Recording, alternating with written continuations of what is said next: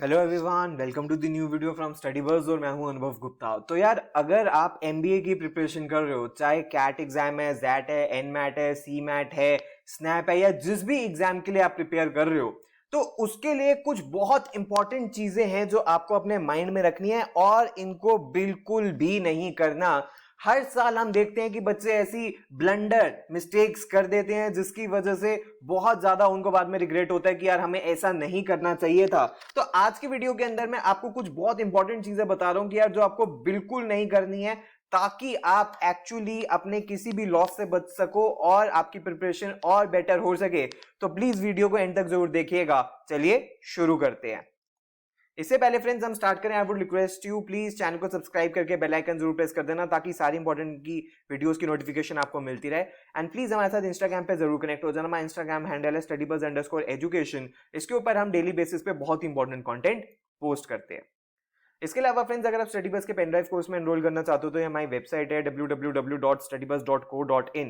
यहां जाके complete details आपको पेनड्राइव कोर्स के बारे में मिल जाएगी। यहीं आप अपना ऑर्डर भी प्लेस कर सकते हो और हर पेनड्राइव के साथ मिलता है आपको एक पोर्टल जिसके अंदर आपको ई बुक्स की facility, topic wise test, sectional mocks, weekly current affairs और ये सारे फुल लेंथ मॉक्स भी मिलते हैं। इसके अलावा आपको एक स्टडी प्लानर का भी फीचर मिलता है जिसके अंदर आप एक ऑर्गेनाइज मैनर के अंदर अपनी प्रिपरेशन कर सकते हो। इसके रिलेटेड आपकी कोई भी क्वेरी है तो आप हमारे इस हेल्पलाइन नंबर पे आप हमें कांटेक्ट कर सकते हो।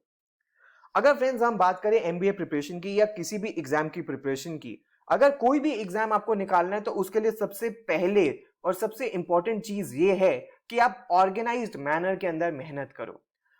ऑन दी कॉन्ट्ररी, अगर आप ऑर्गेनाइज्ड मैनर, अनऑर्गेनाइज्ड मैनर के अंदर अगर आप काम करते हो तो आप कभी भी अपने गोल्स को अचीव नहीं कर पाओगे। और जिसमें बहुत ज्यादा इंपॉर्टेंट है टाइम टेबल बनाना। ये सुनने में बहुत चाइल्डिश समटाइम लगता है कि सर अब टाइम टेबल की क्या जरूरत है। टाइम टेबल की जरूरत इसीलिए है कि आपको पता लग जाए कि आप एक्चुअली कितनी मेहनत कर रहे हो और एक्चुअली आपको कितनी करनी है। जनरली बच्चे टाइम टेबल बनाते हैं और 2-4 दिन उसको फॉलो करते हैं, उसके बाद छोड़ देते हैं। ये आपको बिल्कुल भी नहीं करना। एक चीज जो आपको बहुत इंपॉर्टेंट अपने टाइम टेबल्स में रखनी है कि आपका लॉन्ग टर्म ऑब्जेक्टिव क्या है, 1 महीने का, 2 महीने का। वीकली लर्निंग ऑब्जेक्टिव क्या है कि इस हफ्ते मुझे क्या ये सारे टॉपिक्स करने हैं। मेरी डेली अचीवमेंट्स क्या है कि आज मुझे ये टॉपिक करने हैं।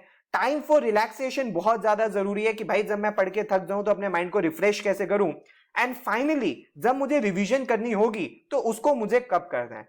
तो एक बात आप प्लीज अपने ध्यान रखिए कि आपको अवॉइड करना है promising more and delivering less. ऐसा ना हो कि जो आप अपना एजेंडा बना रहे हो कि मैं आज एक हफ्ते में 20 टॉपिक कर लूंगा, 15 टॉपिक कर लूंगा, और कर रहे हो आप सिर्फ 2-4, तो फिर आप डिमोटिवेटेड हो जाओगे। ये आपको बिल्कुल भी नहीं करना। रियलिस्टिक गोल्स रखने हैं जो आप रियलिस्टिक मैनर के अंदर अचीव कर सकते हो। नेक्स्ट चीज जो आपको ध्यान में रखनी है कि ये मिस्टेक आपको बिल्कुल भी नहीं करनी कि आप अपने फंडामेंटल्स, बेसिक्स और कॉन्सेप्ट्स के ऊपर काम ना करो और रट्टाफिकेशन करने लग जाओ। तो फ्रेंड्स, जो एप्टीट्यूड एग्जाम होता है उसमें रोट लर्निंग, रट्टाफिकेशन बिल्कुल भी काम नहीं करती। तो फ्रेंड्स, आपको एक बात ध्यान रखनी है कि रट्टाफिकेशन बिल्कुल भी हेल्प नहीं करती। जब भी आप किसी एप्टीट्यूड एग्जाम के अंदर फोकस कर रहे हो, आपको अपने कॉन्सेप्ट्स और फंडामेंटल्स के ऊपर बहुत ज्यादा वर्क करना है। चाहे क्वांट्स हो, चाहे डीआरआईएलआर हो, चाहे वो वर्बल हो, किसी भी तरीके से आपको कॉन्सेप्ट्स को कॉम्प्रोमाइज नहीं करना। बिकॉज रट्टाफिकेशन से आप अपने गोल्स को और टारगेट्स को अचीव नहीं कर पाओगे। बिकॉज जो एप्टीट्यूड एग्जाम्स होते हैं उसमें माइंड एप्लीकेशन करनी होती है। नॉलेज, जो आपकी रटी हुई नॉलेज है, वो इतनी ज्यादा हेल्प नहीं करती है। तो इस तरीके से आपको ध्यान रखना है कि कॉन्सेप्ट्स और फंडामेंटल्स बहुत ज्यादा आपको स्ट्रांग रखने हैं।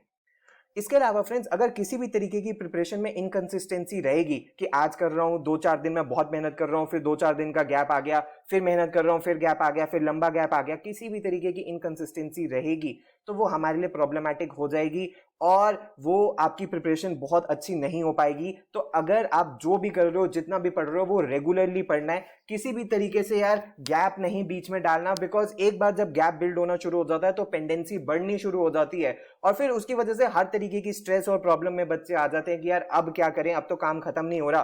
But on the contrary, slow and steady जो चलता रहता है, he always wins the race.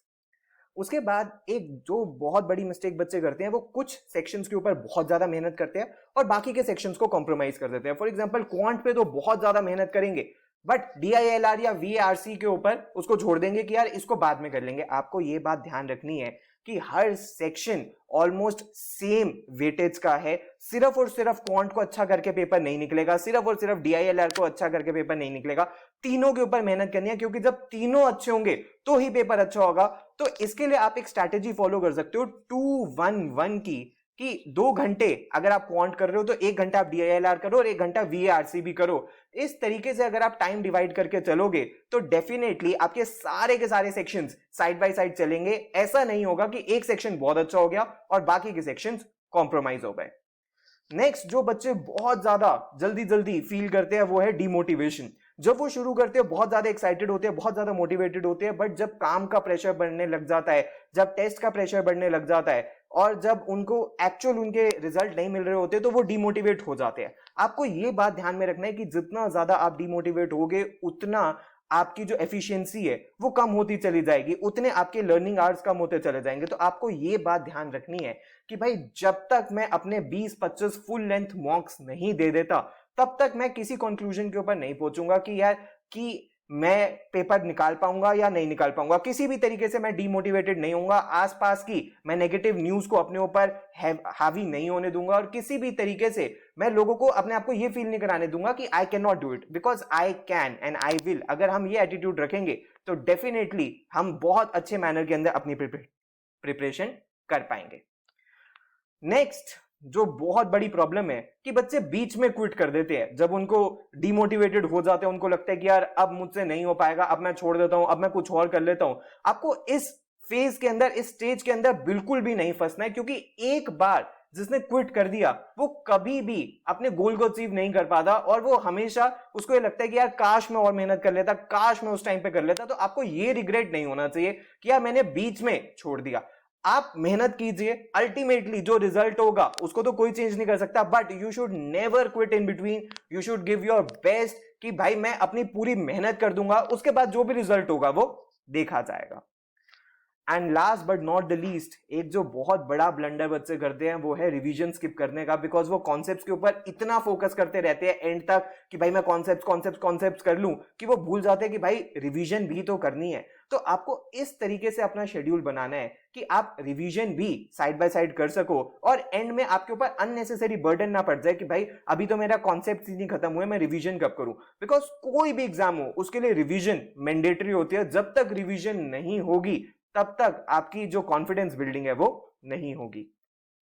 तो फ्रेंड्स, ये थी कुछ टिप्स जो कि आपको अपने दिमाग में रखनी है और बिल्कुल भी नहीं छोड़ना और बिल्कुल भी ये चीजें गलतियां नहीं करनी, बिकॉज कहीं ना कहीं ये आपके रिजल्ट के ऊपर एक बहुत बड़ा प्रॉब्लम क्रिएट कर सकती है, आपकी परफॉर्मेंस के ऊपर एक बहुत बड़ा प्रॉब्लम क्रिएट कर सकती है। तो इन चीजों से हमें बच के रहना है, मोटिवेटेड रहना है, पॉजिटिव रहना है और मेहनत करते रहना है। तो अगर आपकी कोई भी क्वेरी है तो यार प्लीज आप हम नीचे कमेंट बॉक्स में भी मेंशन कर सकते हो या आप हमें ईमेल भी कर सकते हो।